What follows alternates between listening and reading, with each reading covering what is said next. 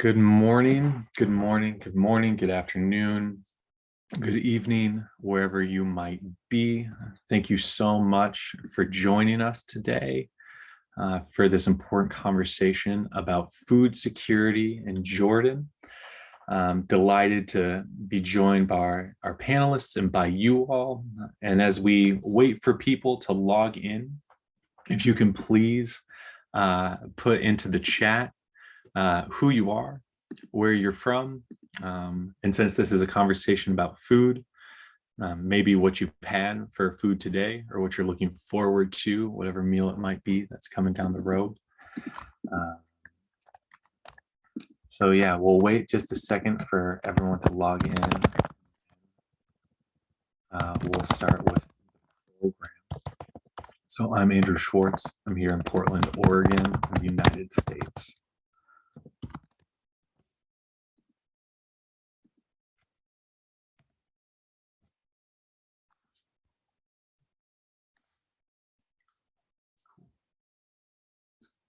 Good to see everyone.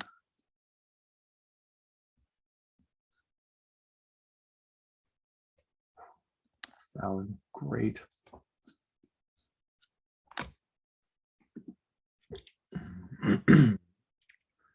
So yes, thank you to everyone as you are coming in.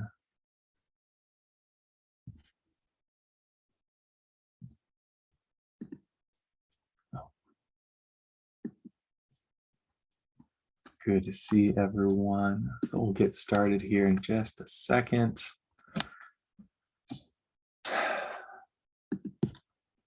So as I said, my name is Andrew Schwartz. I'm the Director of Sustainability and Global Affairs at the Center for Earth Ethics. This is the fifth and final consultation that the Center for Earth Ethics is hosting to support the UN Decade on Ecosystem Restoration. Since this is the final consultation, please allow me to say thank you to the many people and organizations who helped bring them together. Special thanks to Corinna Gore, who brought this idea for the series to life and created space for it to happen. Profound thanks to Gopal Patel, who has worked tirelessly to make this a success. Another big thank you to Iyad Abu Mogli and Asmira Alibai at Interfaith for Earth program for your leadership in this field and your guidance and stalwart support. And a big thank you to the Secretariat for the UN Decade. You all do amazing work and have been so supportive, and we're deeply grateful to each of you. Today, it's a conversation on food security. I love the stories that food tells about the people and the places it's from. I love the experience of how a meal is simultaneously universal and also particular to the time and place and the people you are with. Every bite is a bit of culture where you can taste, smell, and taste and feel what the community values most. We come to the question of ecosystem restoration and food security. We need to remember that food is all about place. Until recently in history, you ate and prepared what grew around you. You were reliant on those materials for what you could grow and hunt and fish, which create the amazing, distinctive foods that have come to define countries, regions, and even individual towns. And while this remains true in many senses, it's all changing and has been for some time now. Colonization and subsequent globalization and the introduction of industrialized agriculture have changed the way we grow food, how we consume it, and our relationship to the land from which the food comes. I remember some of the work we did for the Food System Summit last year, and I was talking with a farmer in India who told me that farmers often don't grow the food that they want to, but they must grow the food that sells.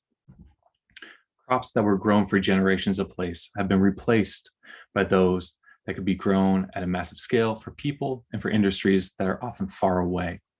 Soil around the world is being exhausted through these practices, which has led to ecosystem deterioration and growing desertification.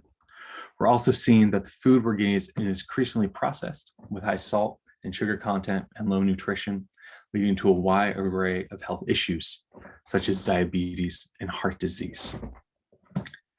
Simultaneously, we're dealing with people who simply don't have enough food. Nearly 1 in 3 people around the world are food insecure.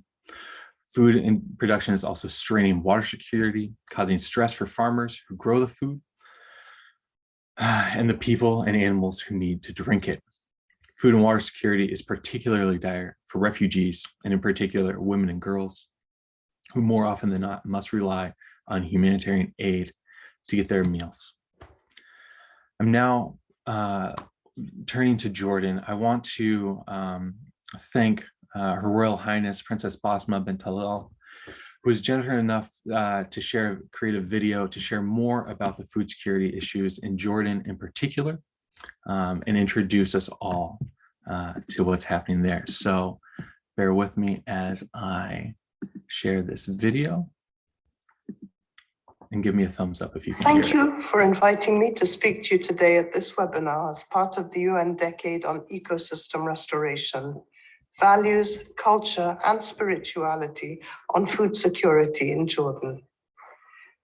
Ecosystem degradation and food security are challenges across the entire world, but these problems are particularly acute here in the Arab region, where we are already experiencing the effects of climate change and where so many people are struggling to get enough food.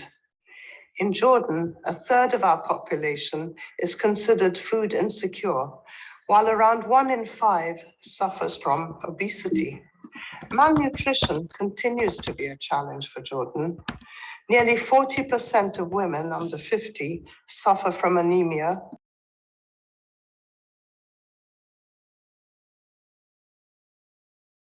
7.8% of children under 5 years of age are still affected by stunting. Part of the problem stems from the challenge of growing enough food in our water-poor country. Over half of our food is imported, and what we grow here is dependent on ever-shrinking water resources. Latest estimates suggest we have under a fifth of the water level we need to sustain our population. And too much of the food that we have goes to waste. In 2020, 930,000 tons of food was wasted. That is food that could have gone to hungry families. Meanwhile, more and more of our land is falling to desertification. At present, 81% of Jordan is desert, but a further 16% is considered at risk, meaning yet more land may be unusable for growing food for our people. Protecting our ecosystems and growing enough food go hand in hand. We cannot hope to feed our people without healthy land, good soil, temperate weather, and adequate rainfall. But we cannot hope to protect our ecosystems if people are going hungry. How do you ask farmers not to take water from groundwater reserves if they need it for their families or community? How do you encourage people to use less plastic when they need it for keeping what food they have fresh? And how do you encourage communities to allow land to return to its natural state when they're struggling to eke out a living from the land as it is? We cannot hope to address these issues if we do not take into account the role that culture, values, and spirituality can play in tackling them. The Arab world has a long, rich culture of living in harmony with our surroundings and protecting them for future generations. Some of this culture derives from religion, with clear injunctions on protecting our planet and sharing resources with those in greatest need. The Quran is clear that Allah created, and I quote, every living creature. As we read in Surah An-Nur, Allah creates whatever He wills. Allah is capable of everything. Surely, therefore, looking after Allah's creation is an expression of thanks and reverence for Him. Equally important is the religious injunction to provide food to those who need it most. In the Quran, Allah commands us to be moderate with food, and I quote, "Eat and drink, but do not be wasteful. Surely He does not like the wasteful." The Elevations 31. And to share part of our crop yields through zakah is one of the foundations of Islam. But we can see that this tradition stretches back even further to pre-Islamic times. For thousands of years, Arabs have understood that protecting the land and feeding the people are two sides of the same coin. By way of example, the Hima system of conservation grazing is one of the oldest forms of conservation activity in the world and is still in use across the Arab world. The modern Hima can differ somewhat from the original ideal, but they are both clear evidence of the strong cultural imperative towards conservation in our region. What we need now is a renaissance of this conservational spirit, one that draws on our religious and cultural values and our respect for the beauty and vitality of our lands. Today, we have a panel with huge expertise on these issues. I am sure this conversation will be the start of some transformative work, not just for Jordan, but for what has traditionally been called the Fertile Crescent, which I hope can one day live up to that name once again. Preventing, halting, and reversing ecosystem degradation is only possible if we share knowledge, secure engagement at every level of society, and pursue a broad range of conservation and protection activities. For this to succeed, we need to work with an understanding and sympathy for the local cultural and religious values that inform all our engagements with the natural world. And we need to understand the very real pressures facing people in Jordan and elsewhere in the region, and how these add more pressure to our ecosystems. By drawing on our long multi-faith traditions, I hope we can move towards a golden age of conservation and plenty. Thank you.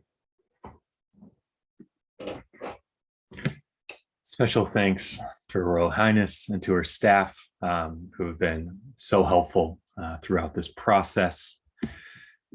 And so now, as we reflect on those words, there's this challenge of achieving food security, which is multifaceted and complex. And as such, our responses need to be as multifaceted and as complex and touch on all the different factions and factors of our societies. There's no simple fix to this, but through a holistic approach, by digging into what our cultures and our histories have to offer and the best of our technologies, there is hope. And so today, I'm delighted to be joined by a group of panelists who in their own ways are working to create the social environmental changes necessary to build food security in Jordan and the surrounding region. So it's my pleasure to introduce Dr. Munir Fasheh. He's an educator, a scholar, and an activist who has spent 40 years working in education in the Middle East and abroad, a mathematician. He's also one of the most sage people I've ever had the pleasure of speaking with. So thank you for being here today. Ms. Dima Asif is a Jordanian architect. She's a researcher and urban forester. She's founder and director of Tayoun, an Amman-based research studio exploring the intersections of urbanism, deep ecology, and ethics of placemaking. Dr. Hana Albana is the International Initiatives Manager and Jordan Office Director at Global One. She's an adjunct lecturer at Hamad bin Khalifa University, an associate lecturer at Northumbria University, and a CSR assessor at CSR Accreditation UK. Has so many things. I don't know where you find the time. That's amazing. And finally, Dr. Amer al-Hafi is a professor of comparative religions at al-Bayt University and the academic advisor to the Royal Institute for Interfaith Studies, which is a Jordanian nonprofit under the patronage of His Royal Highness Prince al-Hassan bin Talal. And so I want to open with you, Dr. Fasheh. We just heard from Her Royal Highness Princess Basma the challenges facing food security in Jordan. From your vantage point, can you please share what has led to the growing insecurity in Jordan and indeed the region?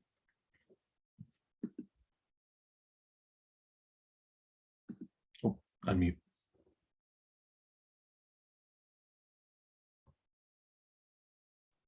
Okay, do you hear me now? Yep, gotcha.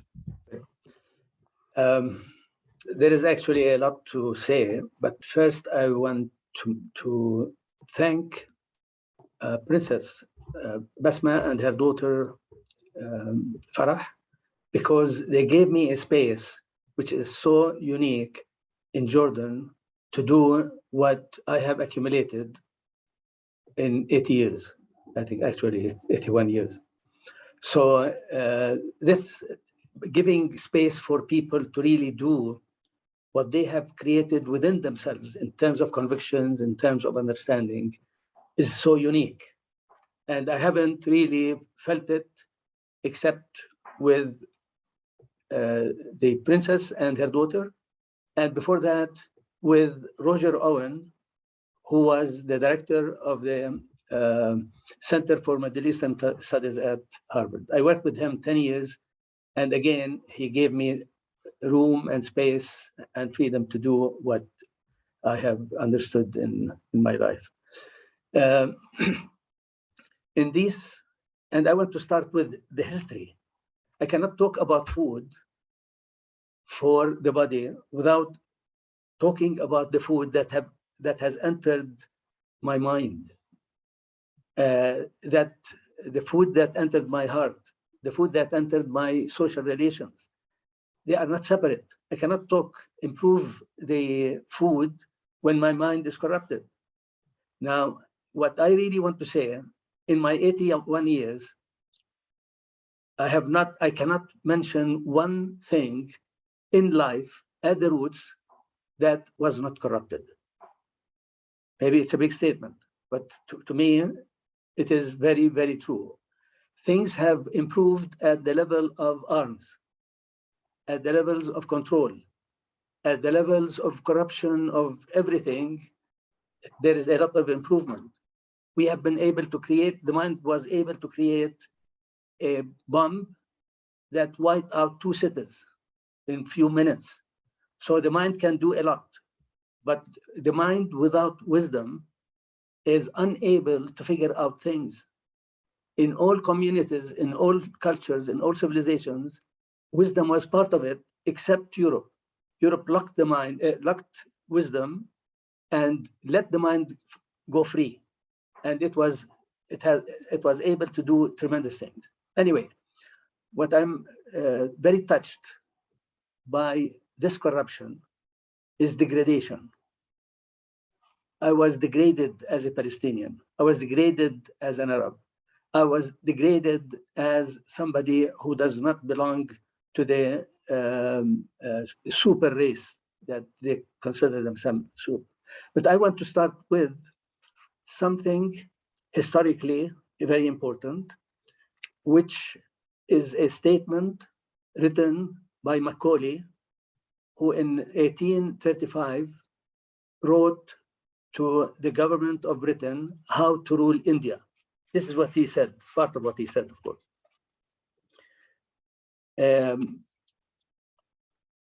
I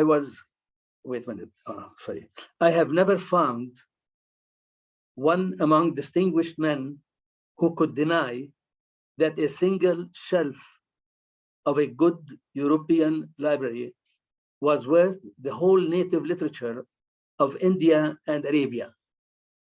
We must form a class of persons, Indian in blood and color, but English in taste, opinions, morals, and intellect, to educate Indians. Now, this is, if it were said like 180 years ago and stopped, that's fine. But it is still going.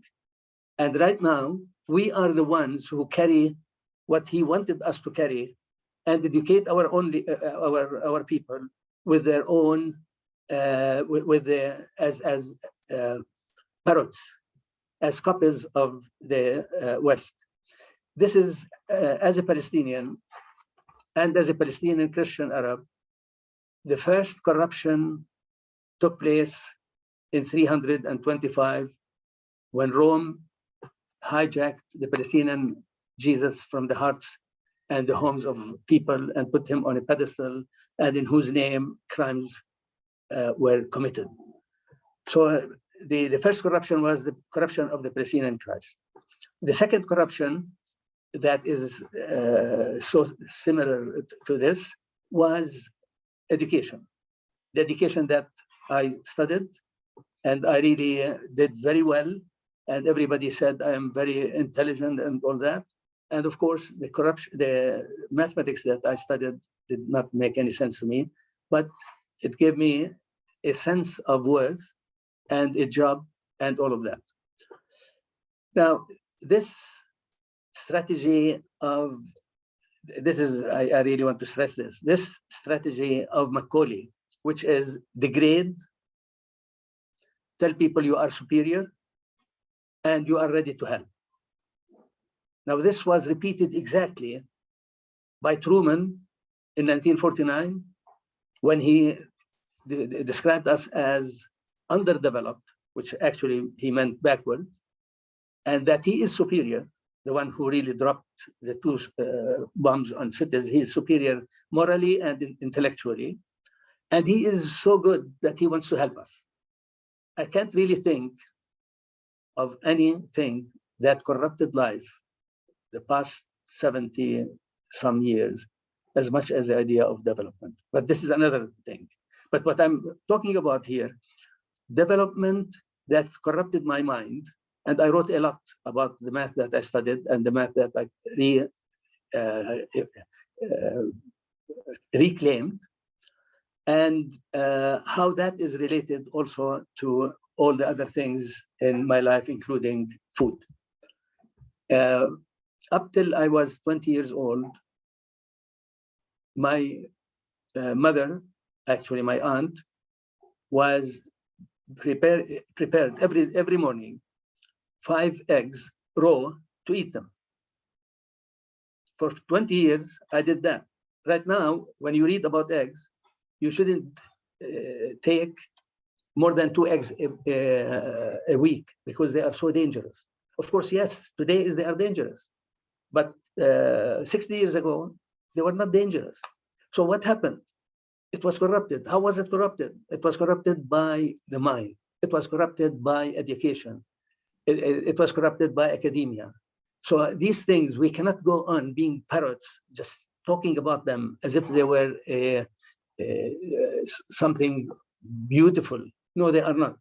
And unless we deal with our minds and clean our minds, we cannot clean neither nature, nor the bodies, nor the heart, nor anything else.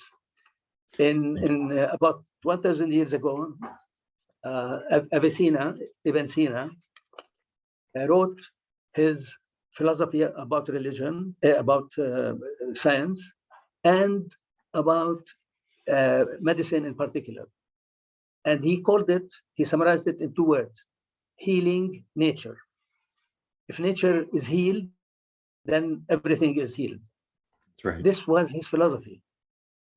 600 I hate years to interrupt later, you, but I've got to, unfortunately, we're short on time today. So and I agree, there's this huge implement of healing and restoring nature that's so critical to this question. And so I want to kind of move to you, if I can, Dr. Albana, to expand out a little bit, just from an on-the-ground perspective, because you work so much with civil society organizations and with different groups on the ground, about what you're seeing right now in Jordan and the surrounding region, and with a special look at how it's impacting refugee communities. Thank you so much, Andrew, for this opportunity.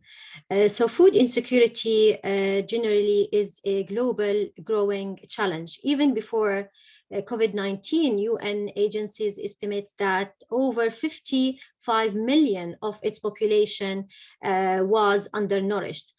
Food insecurity is particularly high in the MENA region, talking about the Middle East and North Africa region, impacting up to 48% of the population in some areas, according to the Food and Agriculture Organization. The pandemic, COVID-19 pandemic, protracted conflict, and other factors make hunger more common. For example, in 2020, MENA's share of the world's acutely food insecure people was 20%, disproportionately high compared to its 6% share of the population.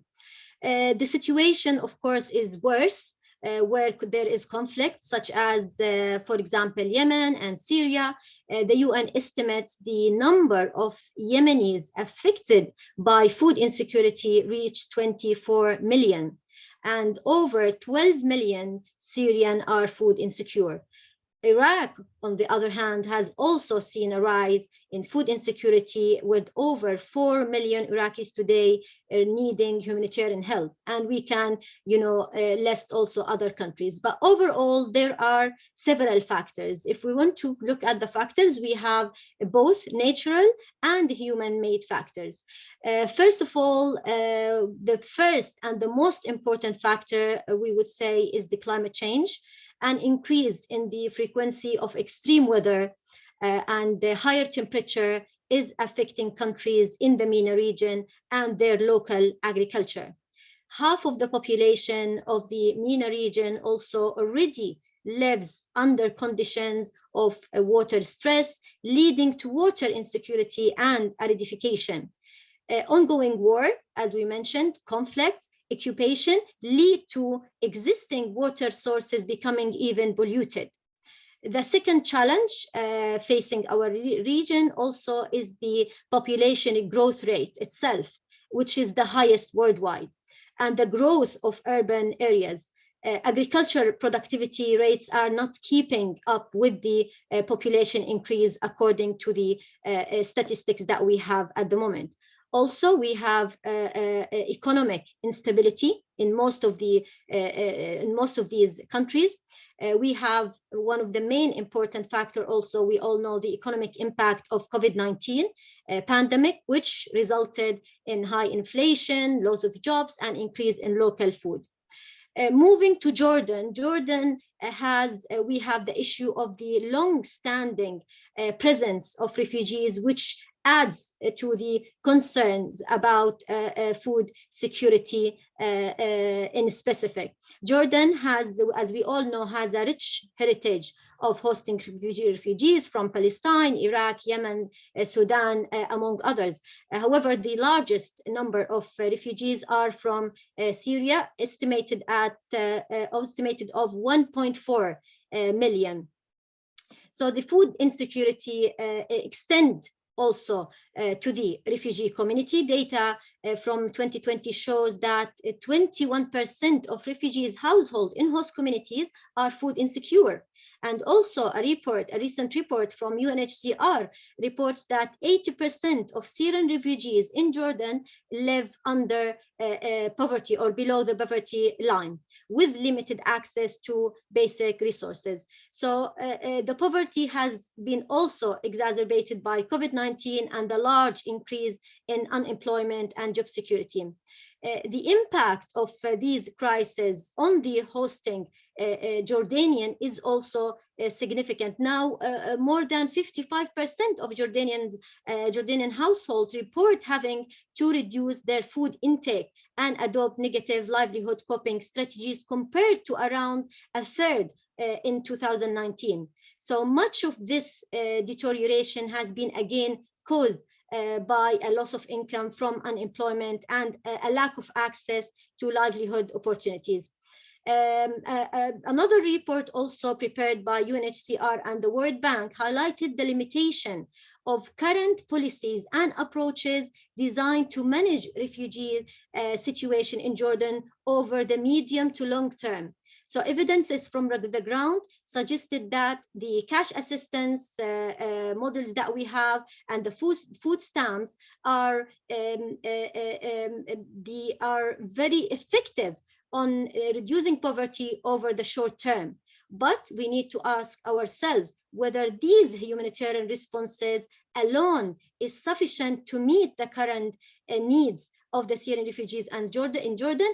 And what about the supporting supporting the host community themselves and mitigating the negative impact that are caused by the Syrian crisis?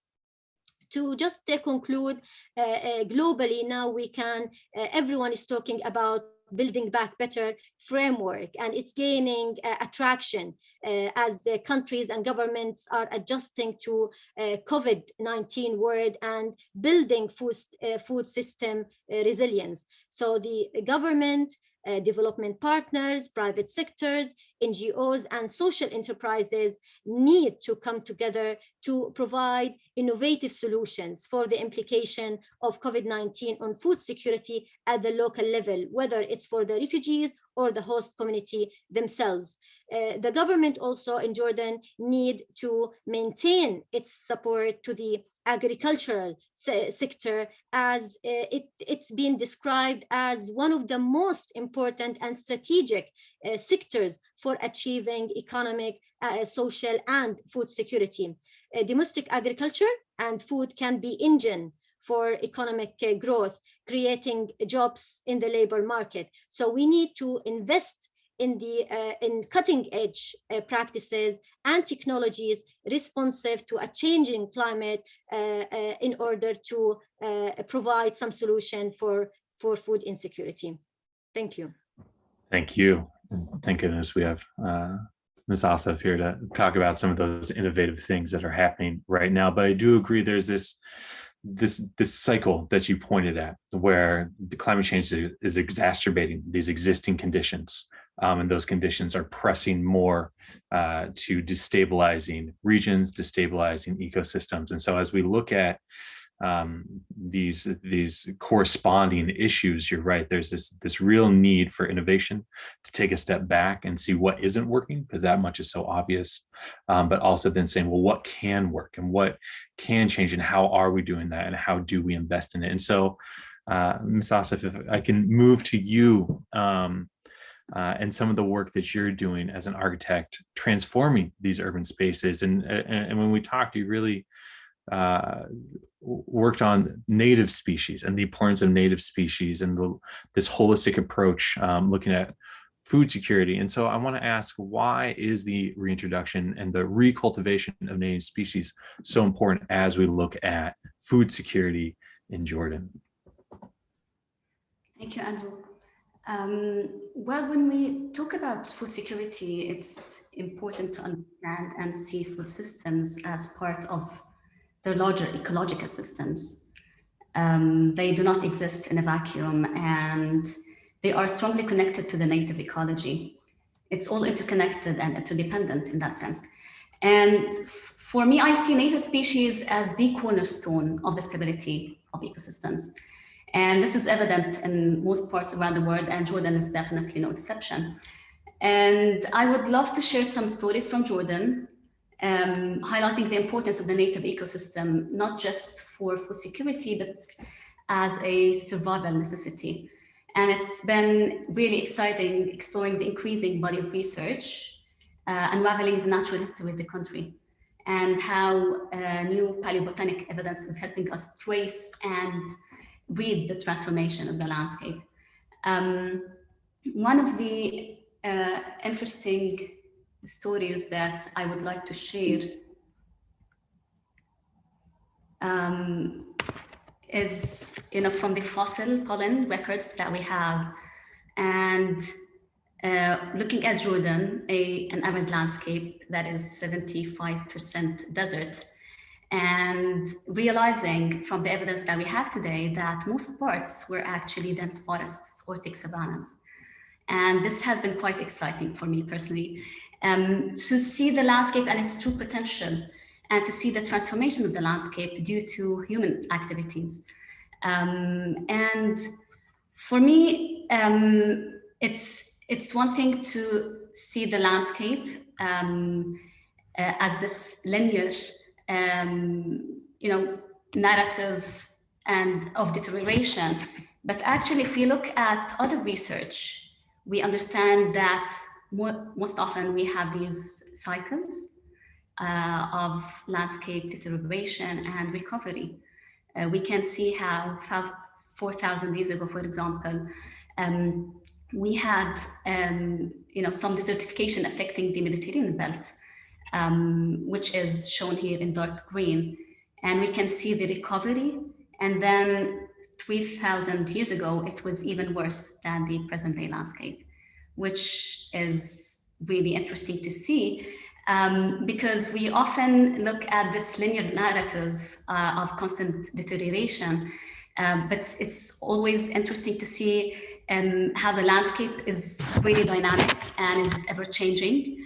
And for us, looking at this, we know that this is not due to natural climate cycles. It's due to human activities and agriculture in particular.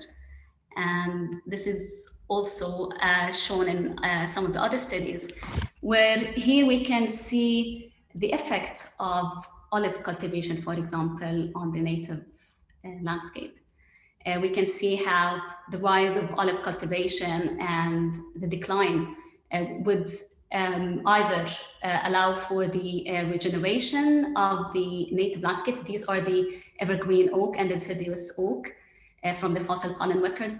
And then we can see how the rise of olive cultivation, once again, is affecting the native ecology. So it's really interesting to see all of these different stories that are shown, and how we can look at the native species and the native ecology as the cornerstone for the stability of climate, and also maintaining the soil fertility, the balance of the water cycle.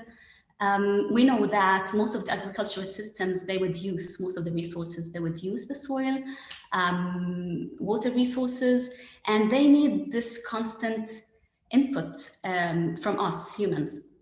While the native landscape, it maintains the stability of the microclimate, builds soil fertility and soil life. It attracts rain, help increase water infiltration and groundwater. And they have this age-old built-in pest control system.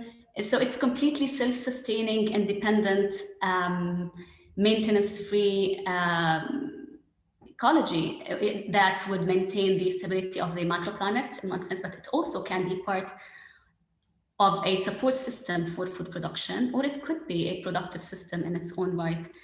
So personally, I believe that it's the best investment that we can do to rebuild our natural capital and help us achieve the food production systems that we have. Thank you so much.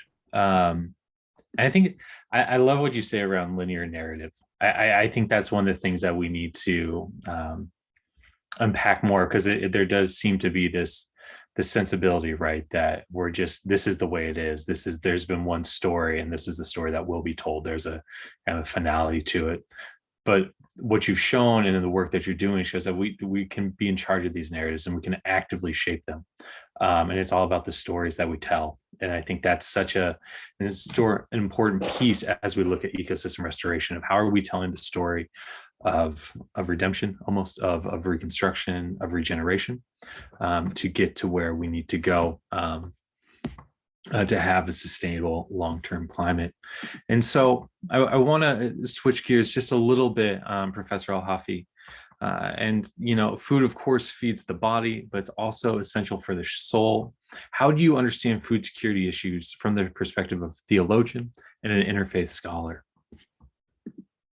Thank you very much to invite me to speak with you. First of all, I'm happy to speak about the benefit of religions, because most of the time we are using religion against our humanity, against our world. So it is the time to discover this good part of religion, because using religion in the conflicts in divided nations, like what happened in our region, give a kind of expression that religion is not something very good for humanity. So this kind of topics encourage us to find the pride, the good face of religion, the reality, the real meaning of religion. I believe that religion is a very, very good thing, because you can find a lot of nations without scientific researches, or without a huge building, without a lot of kind of arts, but you cannot find any nation without religion. So this is why religion is something very deep in our humanity, and it's still going, even in this part of our life, where is the globality and this new culture, a lot of mixing between politics, between this centrality of the Western culture, which is engulf everything in its way, and our own identity. This is one of our problems, but let me go to the first story of our religion, and of course of the Christian and Jewish religion, the story of Adam and Eve, where they are in paradise and heaven. And when God told them that they can eat and drink wherever they want and whatever they want, then the question and the exam came through a tree. So our big problem came when we don't know how we deal with this tree. Don't eat from this tree. So we don't know where we need to stop with our relation with this nature, with our relation with this world. And the idea of religion is to help us how to understand the concept of God, how to understand the concept of human being, how to understand the concept of life, how to deal with the whole world. But most of the time, the mind of religious people push them to concentrate on the metaphysical thing, not on the real life. In medieval period, as you know, when the Europeans think that human being, he is the center of this world. There are some theological reasons for that. But when some scientific scholars said Earth is running around the sun, they discriminate those people, because this concept, this religious concept, didn't help those people to go further and further to develop our life. So what the meaning of this life? Food is one of the great gifts that God gave us, because food means that we are in need to each other. Man need the trees, the nature, every single part of this creature need the another creature to go on. So we can feel that we are one.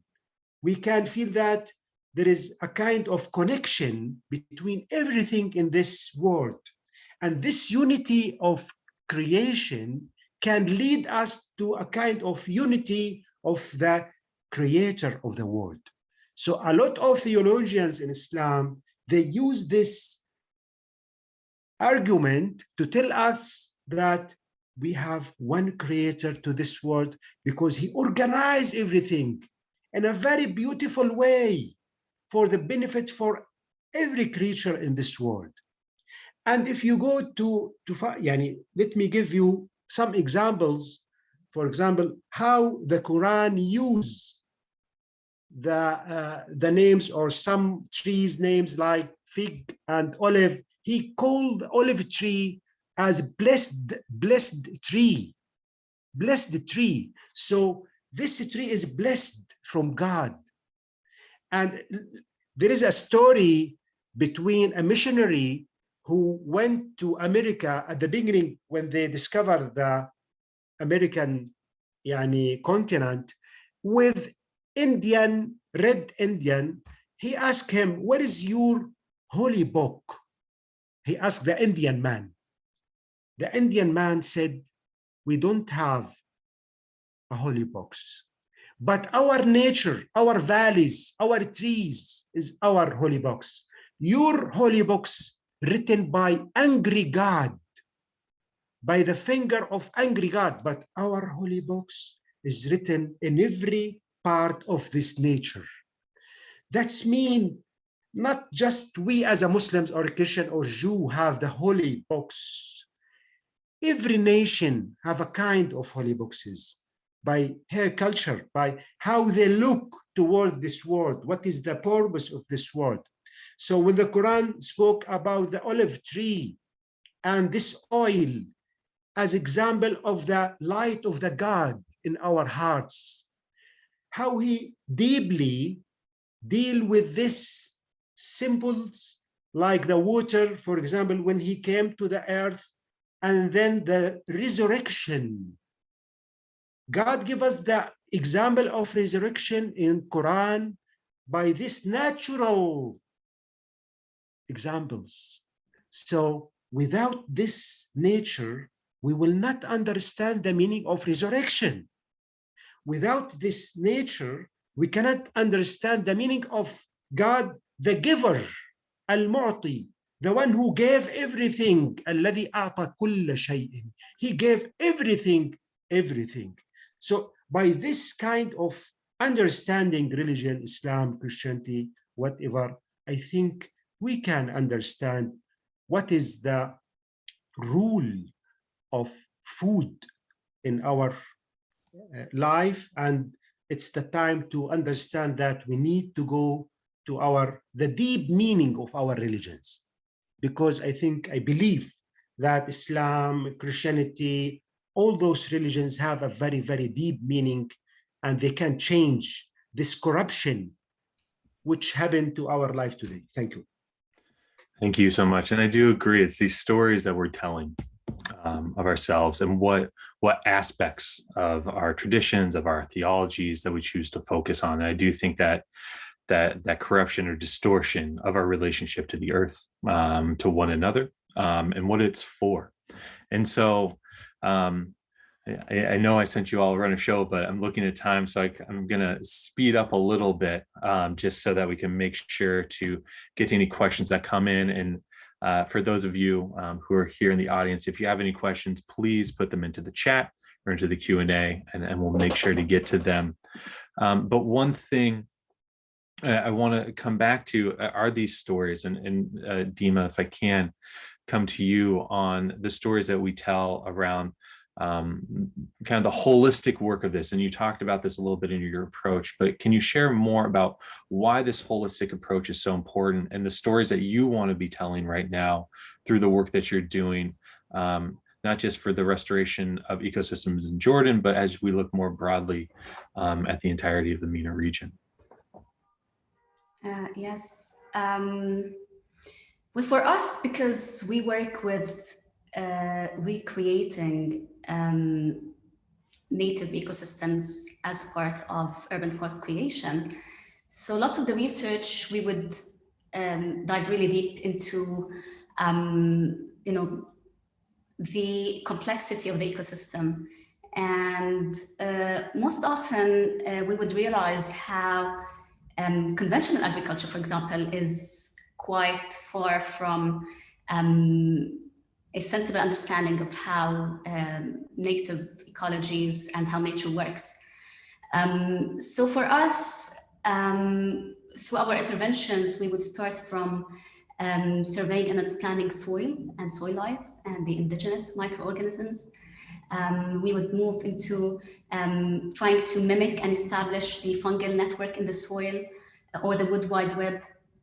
And we would move to restoring the water cycle or work on rainwater harvesting for the intervention sites, for example.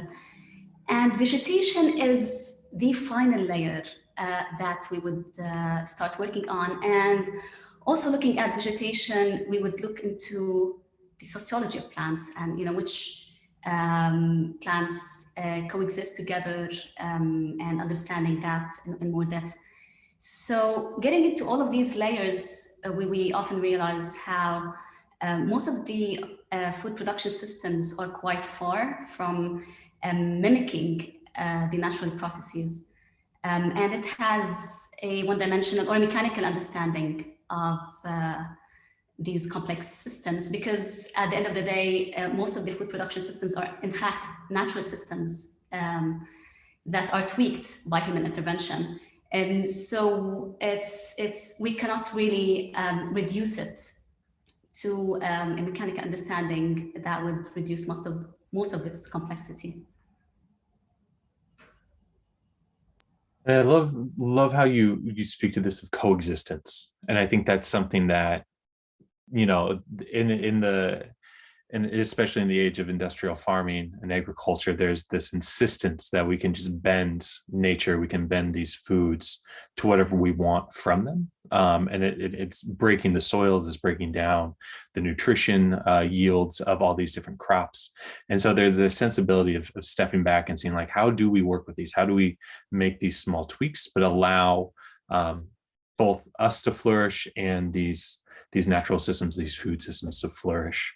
And so, Dr. Munir, if I can, when we spoke earlier, you talked about the relationship between natural soil, cultural soil, religious soil, economic soil, and the coexistence of those. And I wonder if you can share a bit more of that with the audience today, of why is it so important to look at all of these systems as interrelated systems, informing one another, and the danger of not taking the totality into account. Oh, unmute.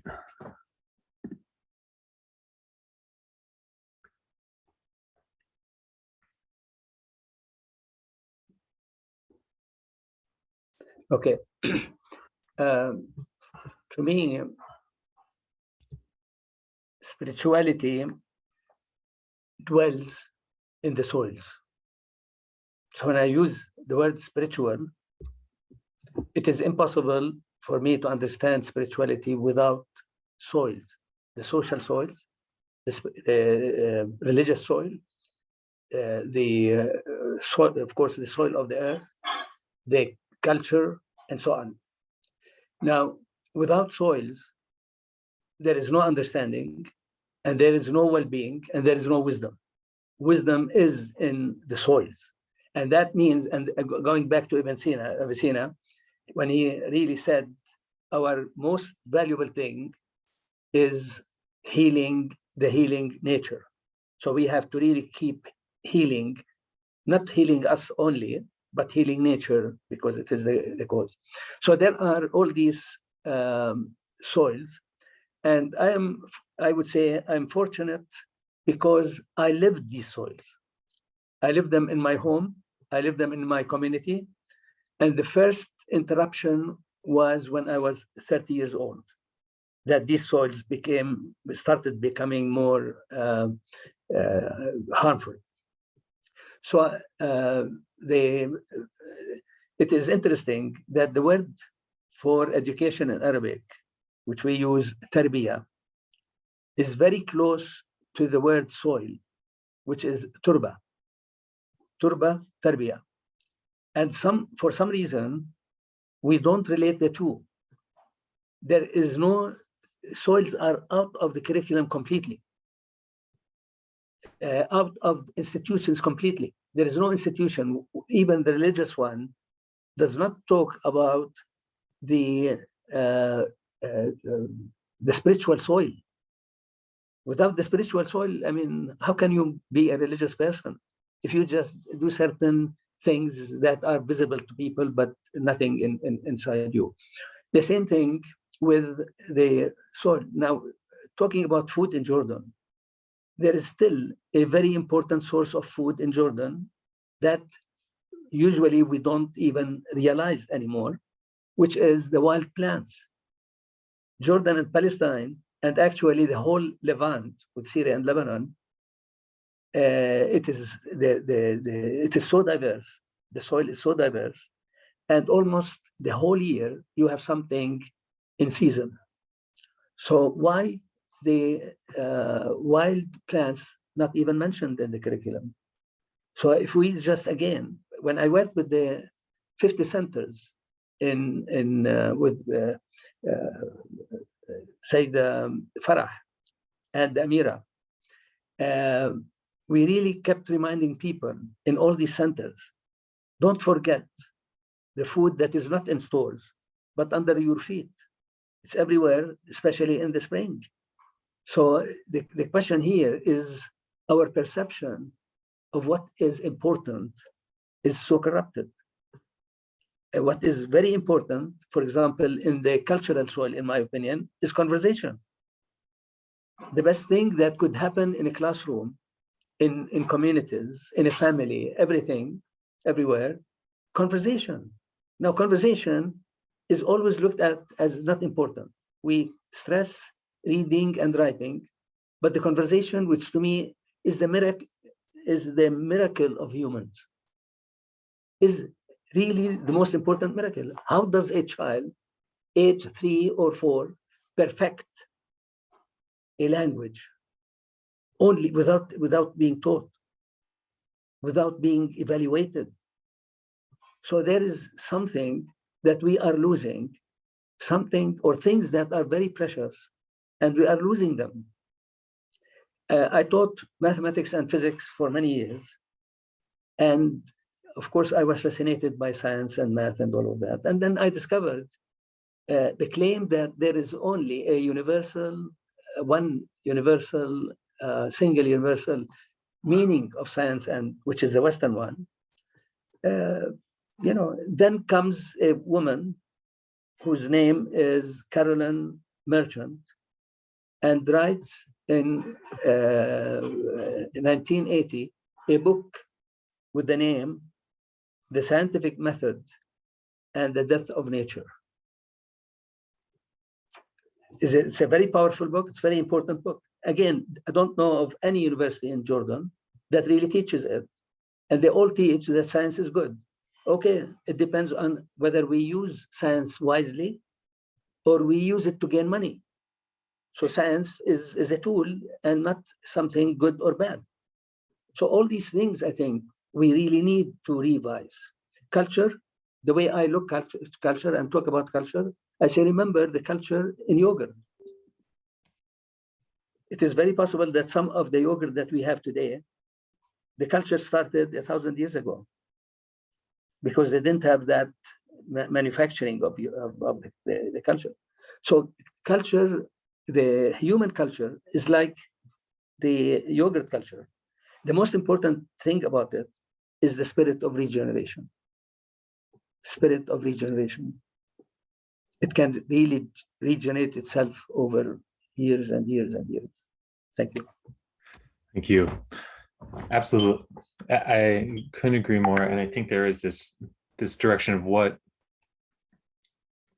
like you said something, we can do without theories, but we can't do without stories. And it comes back to this whole question of the stories that we're telling and what the purpose of this is. Why are we asking these bigger questions about our systems, about our sciences, about our theories, about the way that we're engineering the world?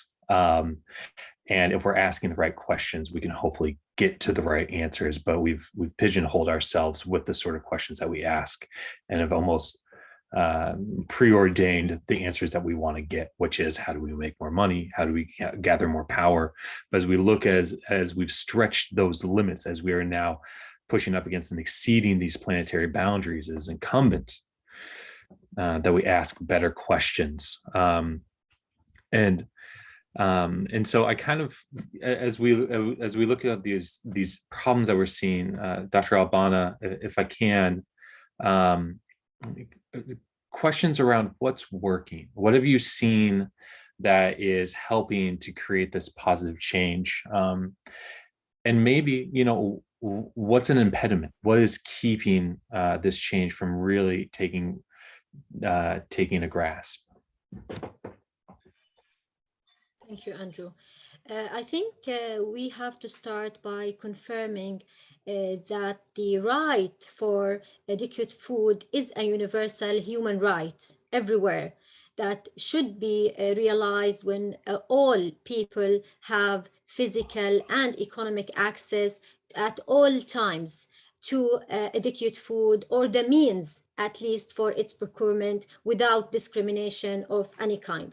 So what needs to be done in order to achieve food security, whether in Jordan or talking about the region in general? So experience tell us that there is an urgent need for a universal agenda for country and context specific strategies and for people-centered approaches.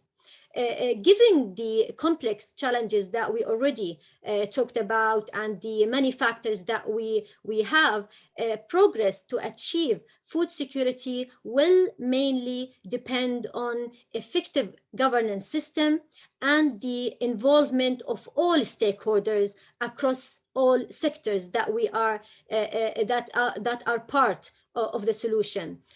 Also, we need to ensure that we have participation from all those stakeholders, transparency, equity, and accountability as key principles. Explicit political commitments need to be made and mainly also sufficient resources allocated in a timely and effective manner for the eradication of hunger and food insecurity. All of these should be backed by sound evidence based through the generation and access to data and information and also a common understanding of the underlying causes of those problems. I would also add that we need to have coordinated actions between all of these stakeholders, and we need to encourage those actions through the multidisciplinary approaches and partnerships with all of this. As we all know that SDG 17 is about partnership. So without partnerships, we can't provide any solution for any of the problems that we already have. Good practices also that leads to greater impact, including through human rights-based approaches or gender-sensitive policies, needs to be promoted. Accountability mechanism and monitoring capacities needs to be strengthened in all phases of sector-wide and cross-sectoral policies, programs and investments in order to ensure the greatest impact and the greatest long-term impact, not just on the shorter term. Knowledge exchange is a very important aspect. We need to have as well as the institutional and individual capacity development should be supported and should be supported by the government and also the donors.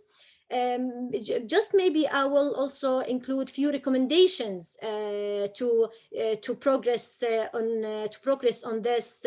Mainly, if we're talking about the civil society organizations, first and foremost, the most important thing is to allocate the necessary financial, human, and material resources to strengthen gender-sensitive food security and nutrition interventions with priority given to supporting sustainable smallholders, farming, and gender-responsive essential services in rural areas.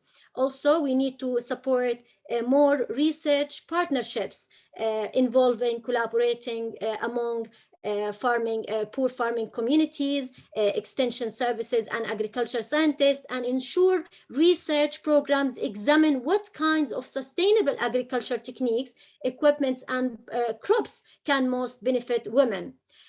We need also to encourage national governments to develop, implement, and monitor gender-sensitive policies and legislations relating not only to agriculture, food security, or nutrition, but also to issues such as property, land rights, access to productive resources, social protection, protection from domestic violence, and non-discrimination. We need also, of course, to collect, track, and analyze comprehensive sex and age data on food security and nutrition that is timely, accessible, and comparable, and promote gendered analysis of food security and nutrition related issues. Mostly also, I would say representation is a very important aspect to consider. We need to allow women from different traditions, countries, industries to represent their full selves and to learn also what are the gaps and what are the failures in the current food system at the moment, what is needed to bring about positive, meaningful change to those systems. Thank you so much. And you've sparked some questions in the chat that I just want to follow up on quickly. One being, are there crops that particularly benefit women, either in regards to nutritional value or economic value that you've seen that would be nice to scale? And then also, because you raised up this question of, really highlighting the role, or there's a question from a mole who asks, that highlight the role or impact of various religions or sects in Jordan that are really helping achieve water security and food security. If not, is there a specific call to religious leaders or religious sects to help support this work?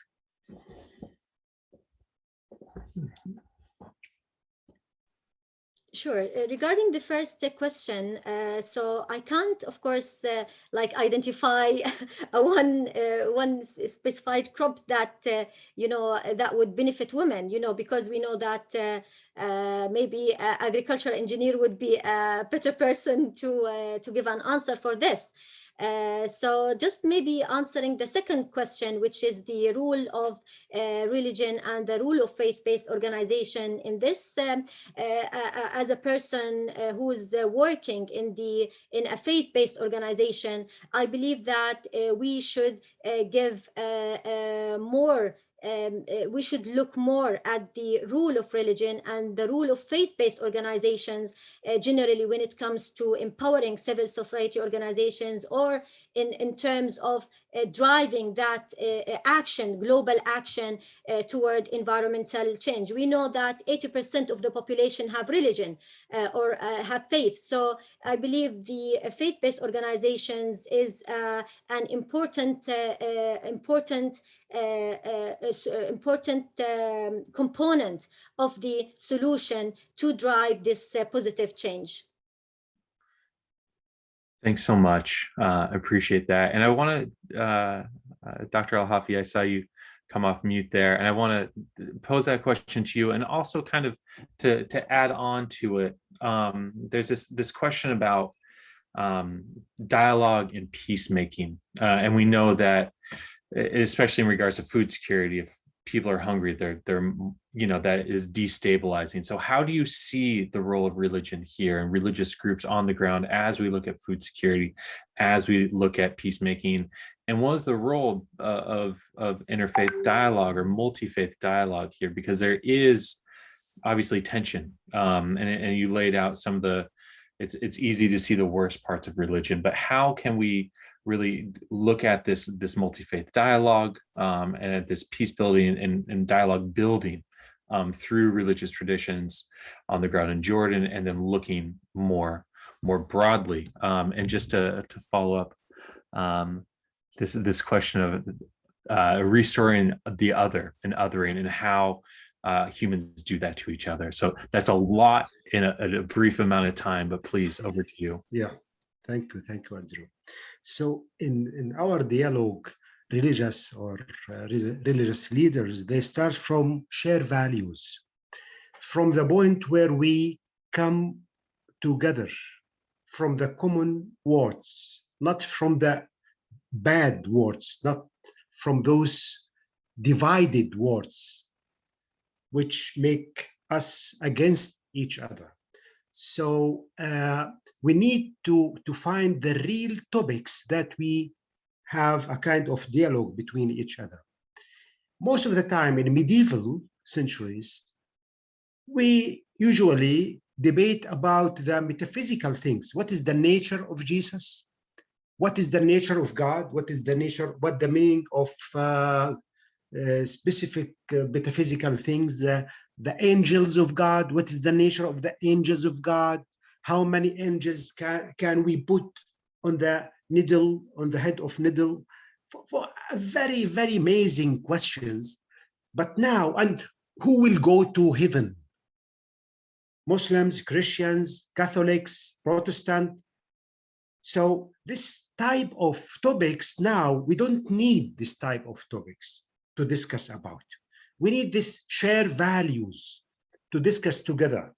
So most of the time we concentrate on the human dignity, but I think we need to move from human dignity to a kind of earth dignity, life dignity.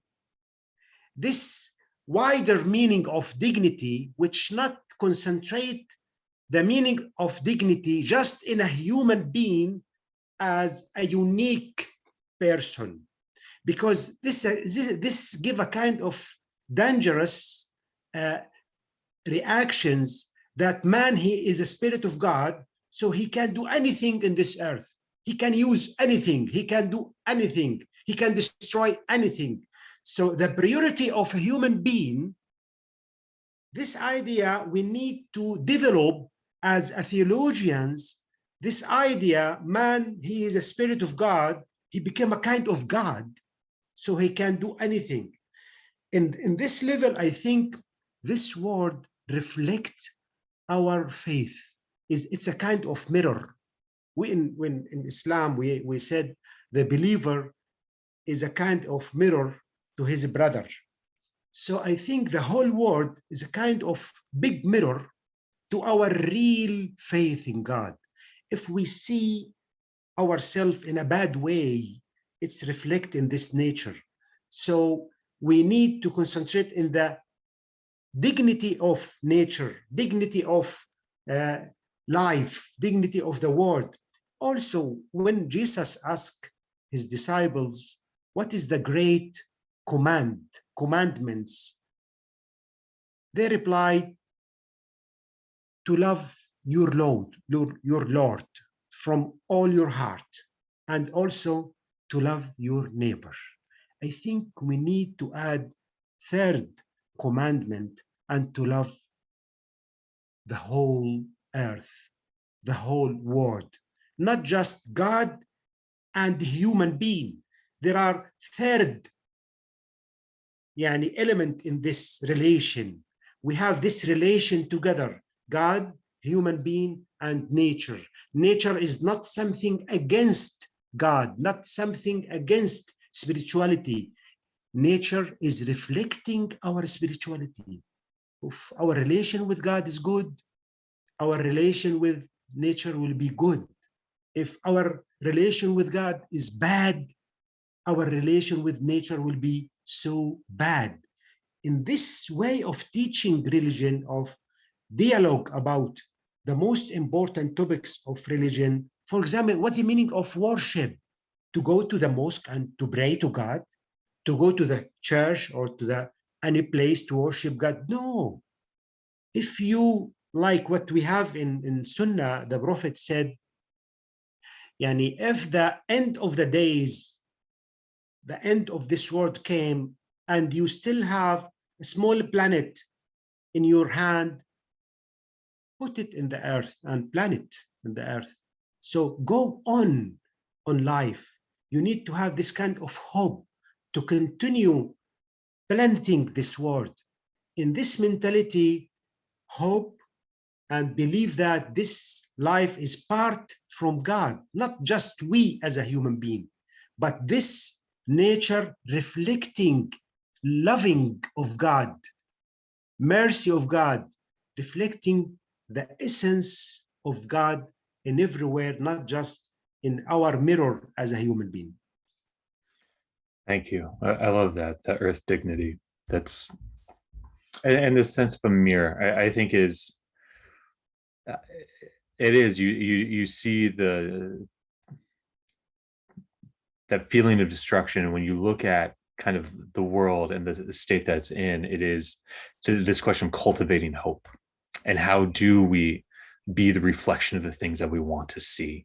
And I want to, Ms. Asif, a question came in to you, for you in particular, around, are there things that are working right now in Jordan, whether in the work that you're doing in particular, or that you see other people in the field doing, that you think that could be replicated, and how would you see some of that replicated in other parts of the region, given the success you've had with growing forests and some of the renativing that you've been doing? Yes, the methodology that we use has been implemented in different parts of the world. So for us, it was, when we started in 2018, it was the first project of its kind in the Arab region, but it has been implemented in, many countries, and it has been quite successful. So for us, when we talk about restoring the native ecosystem and investing in the native plants, most of them are highly adapted to the seasonal rhythms of the land. And when we talk about water poor countries as well, in particular, definitely, these species, or investing in restoring native ecosystems, even through creating small urban forests as we do, it's really very low investment. We basically have minimal resources compared to the very long-term impact of these interventions. So it has been quite successful, and there are many projects around the region using the same methodology.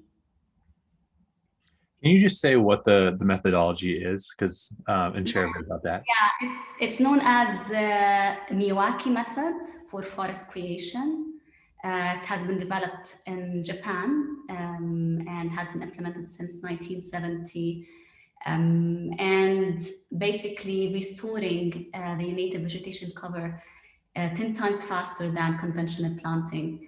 It's about accelerating the natural succession and the recovery of the landscape through human intervention.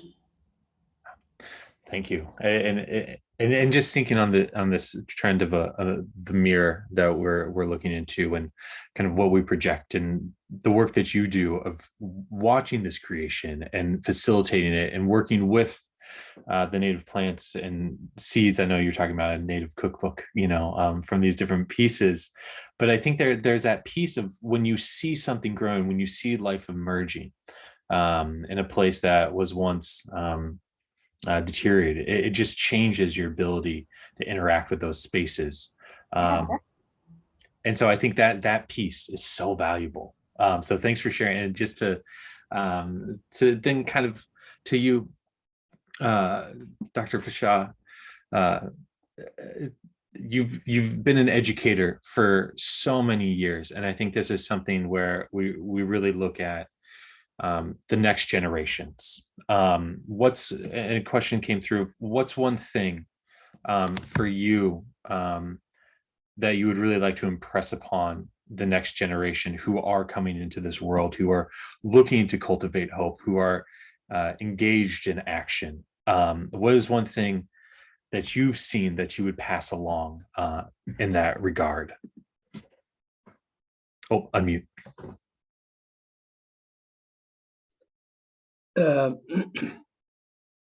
For me, I would say to get away from institutional words, from academic categories, and get closer to reality.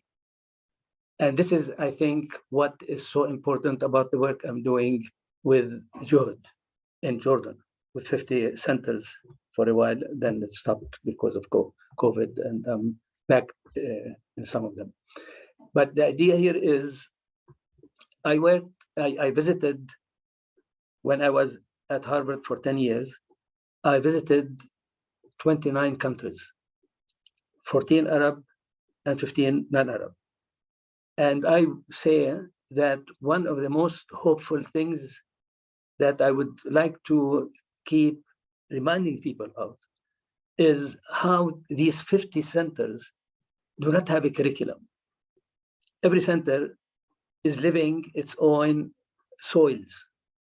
And this is for me, so they are creating words and meanings, not the institutional, not the organizational, not the universal, but very rooted. We need not only our food to be rooted, but also our words to be rooted.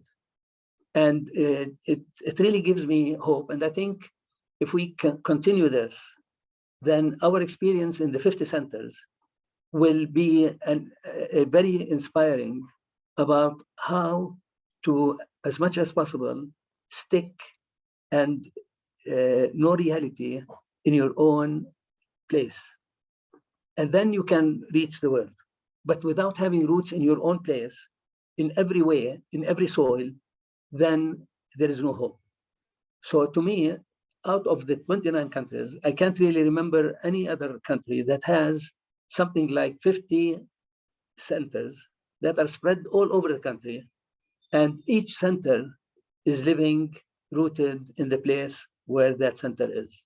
So let's stop talking about words that do not have much meaning, like institutional words. Institutions and academia are important in technical matters, not in life matters. I will never take my child, if that child is feeling bad, to a professional. I will take that child to a storyteller. I will take that child to a farmer. These are the ones who deal with reality and not with big words that do not mean anything. Thank you. Yeah, and there's this deconstruction of how do we, of these stories, the ones that are worth retelling and the ones that are worth allowing to fade away. And so we're coming to the end of our time, and I want to respect the fact that everyone's been here, and I want to thank you for that. So I want to leave one question to the panelists to close on. If you can keep your answers to a minute or two, that'd be great. But as we look at food security, as we look at ecosystem restoration, and as we look at this question of spirituality, value, and culture, why do you see, knowing the suite of technical solutions and scientific solutions, why for you is it so important to start telling better stories and start implementing these ideas of spirituality and values and culture as we look forward to help us tell better stories? And Dr. Al-Hafi, I'll start with you for that.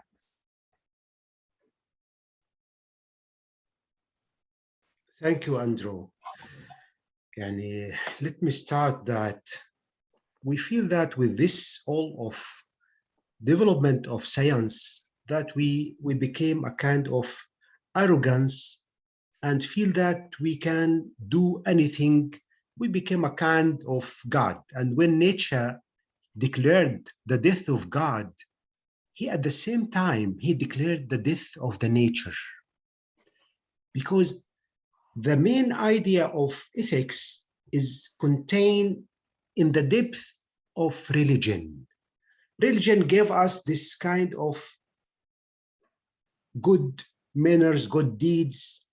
So if we just put religion aside, away from our life, this means that we decide to destroy our morality, because morals systems is directly came from our faith that God is put this system inside us. We love to be honest, to tell the truth. So the idea of this kind of law, natural law, is connecting with kind of moral laws. And what St. Augustine and a lot of St. Thomas, also a lot of theologians, Christian theologians, try to do by discovering the meaning of natural law and what is the relation between natural law and moral laws and commands of God. This is, I think, the question that we need to concentrate more and more to find a new theology. We need a kind of new theology, not that kind of theology which make me the owner of the truth and make you the follower of Satan or the follower of evil one. We need this new theology which restore our humanity through this new theology, which put not just a human being in the center, but the whole meaning of life in the center of our religion and our theology. I think by this kind of new theology, a new understanding of our text is full of wisdom. This is a reality, but our problem, how we teach these boxes, how we use these boxes. Religion is a kind of look like, atomic bomb. When they use this energy of atomic in a bad way, they will destroy the world. But if they use the atom energy in a good way, they will give a lot of energy to every part of this world. Thank you so much. If I can go to you, Dr. Fasheh.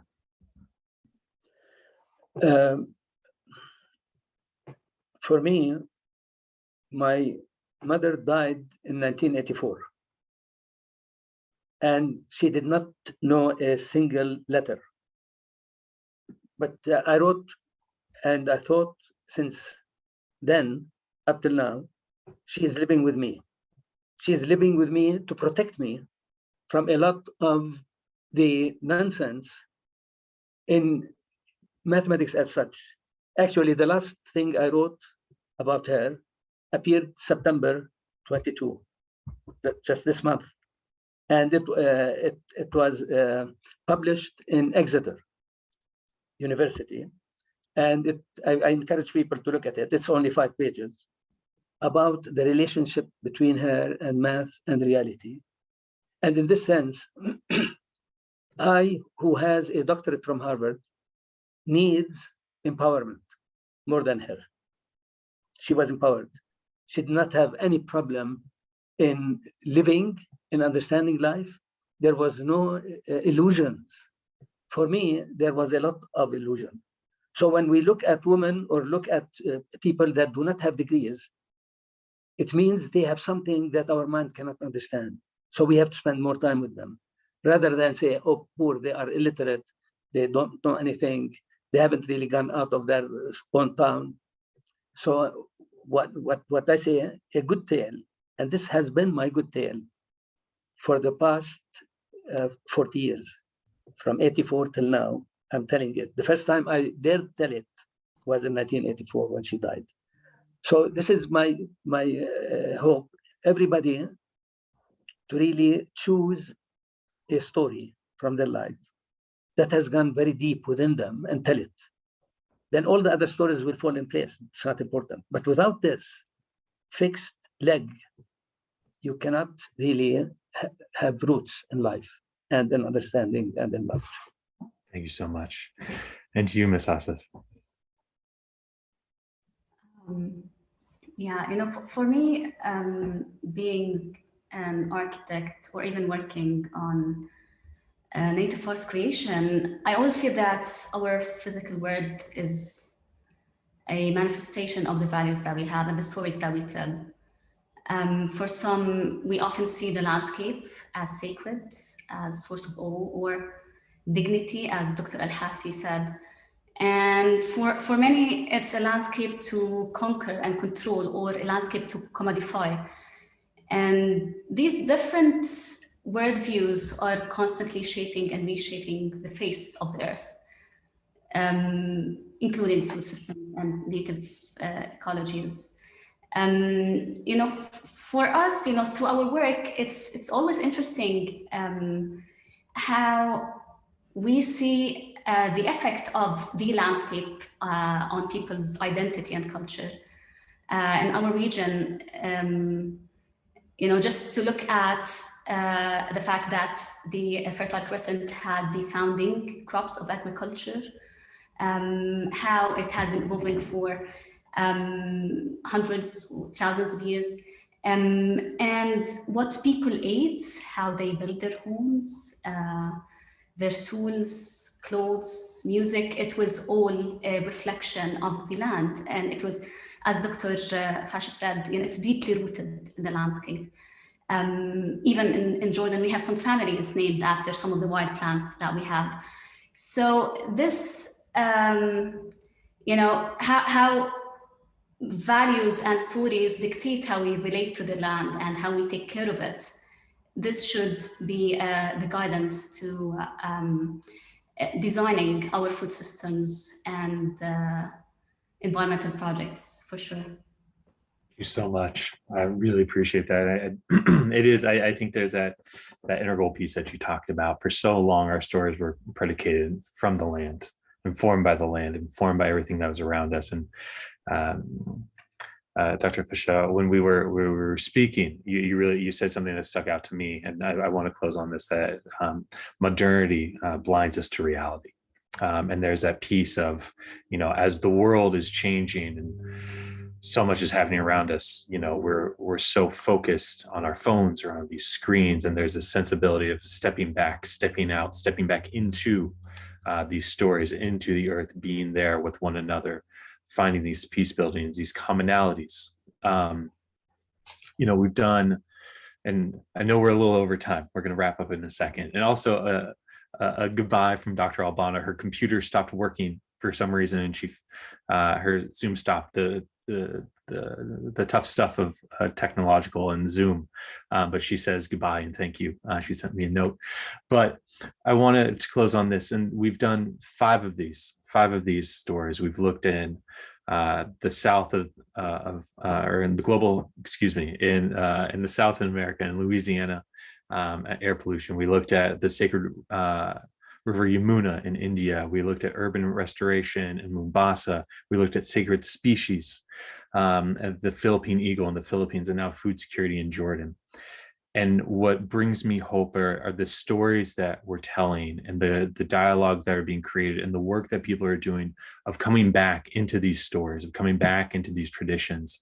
And I think it's incumbent on those of us who are here and those of us who are in this work who, have not been part of this broader story, and remembering all these good things that are happening and the stories that we're bringing people into. And so I want to thank each one of you today. I want to thank, again, everyone who's been a part of this series. And I look forward to sharing the results of all the different conversations that we've had.